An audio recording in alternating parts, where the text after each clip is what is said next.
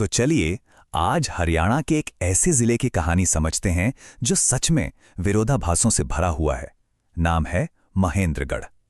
ये एक ऐसी जगह है जहां हर मोड़ पर एक हैरानी भरी कहानी हमारा इंतजार कर रही है। तो सीधे मुद्दे पे आते हैं। जरा सोचिए, एक जिला है जिसका नाम तो है महेंद्रगढ़, लेकिन उसका सारा का सारा सरकारी काम, उसका हेडक्वार्टर महेंद्रगढ़ शहर में है ही नहीं। है ना अजीब बात? और बस यही वो पहेली है जो इस पूरे जिले को सबसे अलग बनाती है। मामला यहाँ बड़ा दिलचस्प हो जाता है। देखिए, एक तरफ है महेंद्रगढ़, जिसके नाम पर पूरा जिला जाना जाता है, और दूसरी तरफ है नारनौल, जो असल में सदियों से इसका ऐतिहासिक और एडमिनिस्ट्रेटिव मतलब प्रशासनिक सेंटर रहा है। ये एक बहुत ही अनोखी व्यवस्था है और आज हम इसी के पीछे की वजहों और कहानियों को परत दर परत खोलेंगे। तो आज की हमारी यात्रा का रोड मैप कुछ इस तरह का रहेगा। हम इन 6 मुख्य पड़ावों से गुजरेंगे जो हमें महेंद्रगढ़ के इस अनोखेपन को समझने में मदद करेंगे। तो चलिए शुरू करते हैं। हमारा पहला सेक्शन इसी थीम पर है। महेंद्रगढ़ एक ऐसी जगह है जहां चीजें वैसी बिल्कुल नहीं हैं जैसी ऊपर से दिखाई देती हैं। कह सकते हैं कि यहाँ का विरोधाभास ही इसकी असली पहचान है। यहाँ का पहला और सबसे बड़ा कॉन्ट्रास्ट तो इसकी जमीन में ही छिपा है।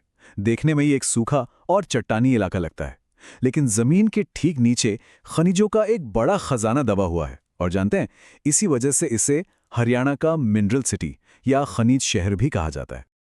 अच्छा, अब हम समय में थोड़ा पीछे चलते हैं, महेंद्रगढ़ के प्राचीन और पौराणिक अतीत की तरफ, जहां पहाड़ियां सिर्फ पत्थर नहीं हैं बल्कि कहानियों और अच्छी सेहत का खजाना है। और इस कहानी के सेंटर में हैं धोसी की पहाड़ियां।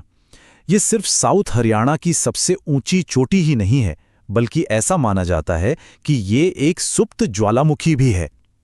और सबसे जरूरी बात, ये वही जगह है जहां महान ऋषि च्यवन ने तपस्या की थी। और यहीं से जन्म होता है च्यवनप्राश की मशहूर कहानी का। पुरानी कथाओं के मुताबिक ऋषि च्यवन ने इन्हीं पहाड़ियों पर मिलने वाली जड़ी बूटियों को मिलाकर एक ऐसा लेप, एक प्राश तैयार किया जो सेहत और ऊर्जा से भर देता था। जी हां, जिस च्यवनप्राश को आज हम सब जानते हैं, उसका नाता इसी जमीन से जुड़ा हुआ है। चलिए अब उस शहर की ओर बढ़ते हैं जो महेंद्रगढ़ का असली एडमिनिस्ट्रेटिव और हिस्टोरिकल सेंटर है, नारनौल। ये शहर अपने आप में एक जीता जागता इतिहास है। नारनौल में तो ऐतिहासिक इमारतों का खजाना है। यहाँ तालाब के बीचों बीच बना खूबसूरत जल महल है, तो वहीं बीरबल का छत्ता है, जहाँ माना जाता है कि वो आकर आराम करते थे। एक चोर गुंबद है, जिसे कभी चोर डाकू छिपने के लिए इस्तेमाल करते थे, और आज वो नारनौल की पहचान बन गया है। और हाँ, यहीं पर शेरशाह सूरी ने अपने दादा इब्राहिम खान का मकबरा भी बनवाया था। इस शहर ने सिर्फ इतिहास देखा ही नहीं, बल्कि इतिहास बनाया भी है। 1672 में यहीं से सतनामी संप्रदाय ने मुगल सम्राट औरंगजेब के खिलाफ विद्रोह की चिंगारी जलाई थी। और फिर 1857 में नसीबपुर की लड़ाई ने इस इलाके में आज़ादी की लड़ाई का एक बहुत ही अहम और आखिरी अध्याय लिखा था। अब बात करते हैं जिले के एक और आर्थिक विरोधाभास की। ये जमीन जितनी कठोर दिखती है उतनी ही उदार भी है।